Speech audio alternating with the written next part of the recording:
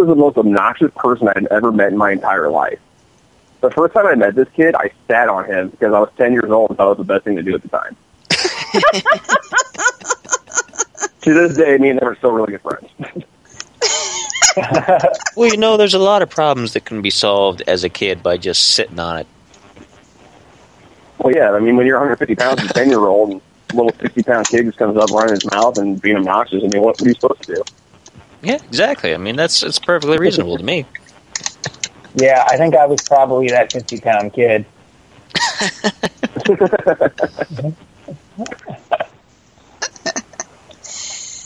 Okay, so Sean from Maximus. I'm just going to call it that way. It's easier. So it's a philosophy of musicians. So tell us what the topic is, and we'll go with that. Since this is your show, man. We're at the start of the show, so let's talk about where we all started, and what inspired us to start playing music. I mean, that's really where philosophy starts, is at a core element, and where the ideas come from, and where the ideas expand from. Okay. All right, guys. You guys have the floor. Who wants to go first? Uh-oh, the pressure, the awkward silence. I've been talking a lot. I'll take a backseat for this one. Okay. Well, actually, you know what? I want to know, because ever since first doing the show and hearing the infectious theme song, maybe Spider could start us off. Uh-oh, on the spot, in the hot seat. You are. No, I mean, I would just be curious because you, we've talked a little bit about it, but I think you and I have slightly different philosophies, it sounds like, and different methodologies of getting it done. And so I'm really curious, because I love that theme song. I think I really think it's great. It gets stuck in my head every week. So I wouldn't mind just kind of maybe hearing you say, what got you going? Okay, I can run with that.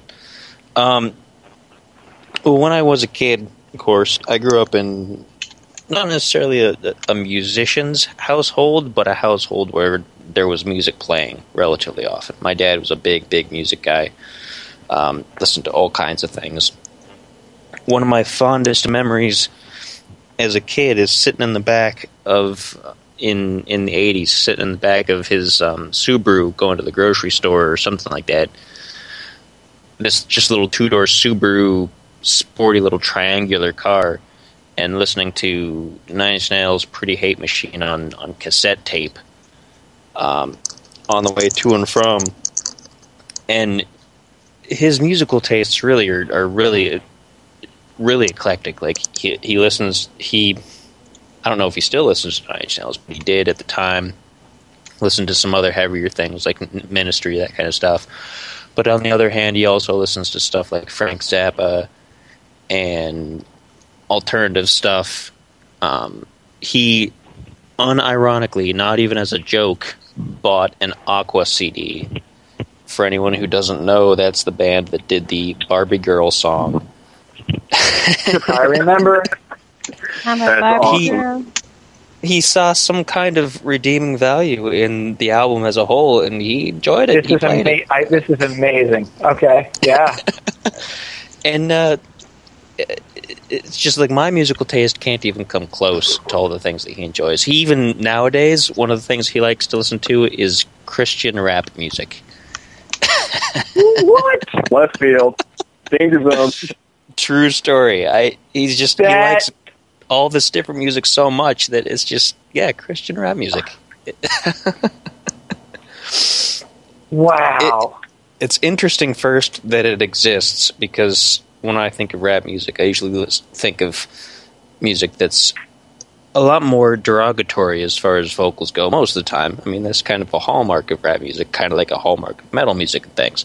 Just it tends to be kind of like rah, or that kind of stuff. But Christian rap music, of course, is rapping about Christian themes and things, and it's interesting that he'll still sometimes put on on his Sirius satellite radio, we might still listen to some old school industrial music.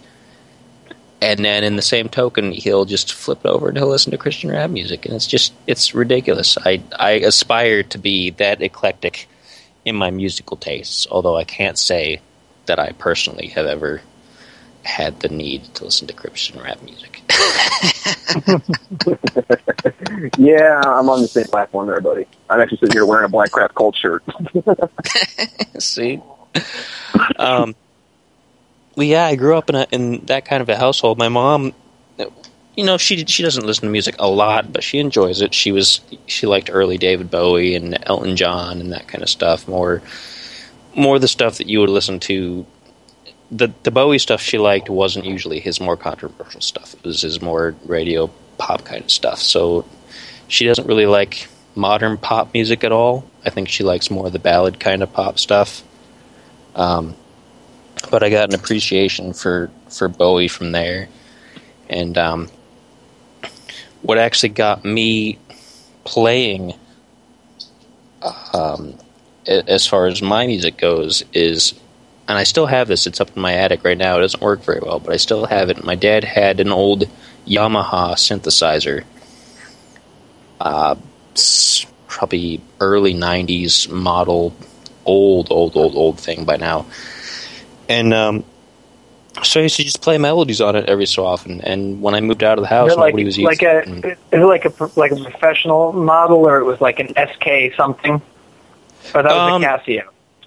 That was a Casio, yeah, never mind. Yeah, it was kind of one of those, it was like an introductory model. It wasn't one of the ones designed specifically for beginners, but definitely wasn't one of the high-end models. It had the demo button that would run through this crazy collection of sounds just to show you what all the sounds sound like, and like arranged into a rock song. And right. But it got me started on different sounds and things like that, and arranging music. And then of course I got into marching band, and I marched and did that kind of stuff, did band in school, and was not very good with most of the other instruments at all. So electronic music kind of seemed like my niche in life, because I didn't have to necessarily have the right finger dexterity or the right rhythm or whatnot to be able to put something together that was listenable, that was enjoyable. I've tried playing guitar, and it's pretty sad. It's not very. Trust me, we all started there. Yeah. I'm a passable keyboard piano player, self-taught mostly, no formal classes really, but passable. I can get some things done.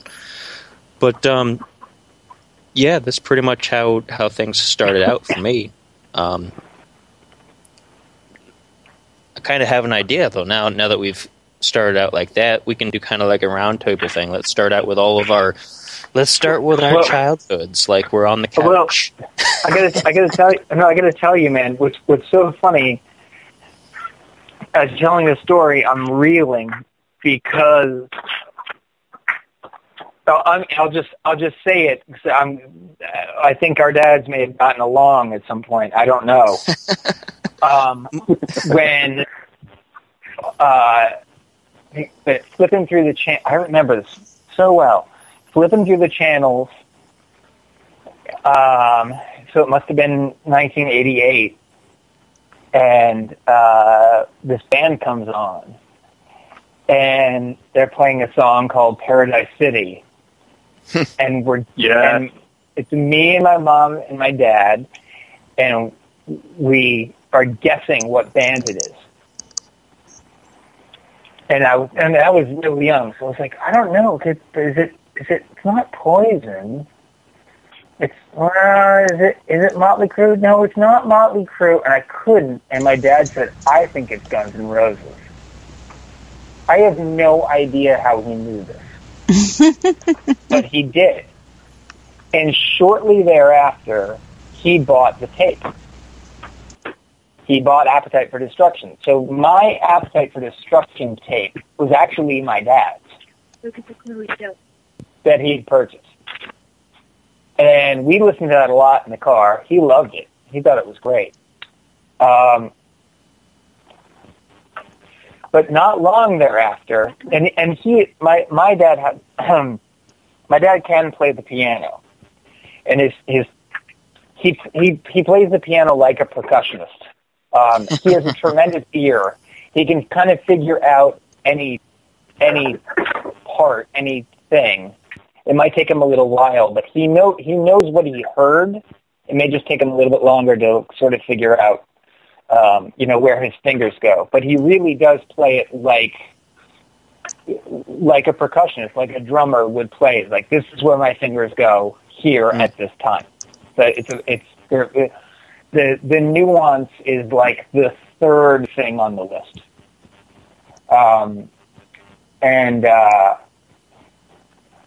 And my mom sings all the time. Not always the right words, but she likes more the kind of romantic or ballady stuff. She likes old show tunes. She likes, oh my God, she got that Carly Simon My Romance album. She played that nonstop for probably like 4 months. I couldn't do it now, but if you started playing that album, I could probably sing it back to you. See, if I'd have known that, I might have come prepared with a lyric booklet. Yeah, no, that's evil. No, never. I learned my lesson with Star Wars trivia. You're too keen. But my father went on and we listened to we had classical music at home sometimes. I was at a young age was really into the Beatles, and then I got into a little bit into the Stones. I got into the Who really, really big. And my dad bought 2 tapes that if you knew him, it's not baffling, but a la your Aqua acquisition, my dad bought Boys to Men 2 and the Ace of Base album with the sign on it. Yeah, your dad was living a thug life. Now, purely because I realized he digs harmony. He digs vocal harmony in a really big way. And he's never said as such so plainly, but it came more and more apparent as I got older and as he got older that was the kind of thing he dug. He liked a cappella stuff. He liked voices melding,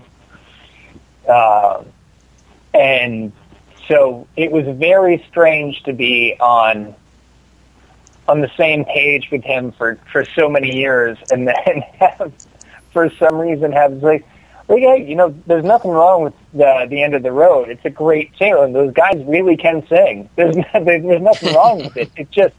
It's a real far cry from Guns N' Roses' Appetite for Destruction.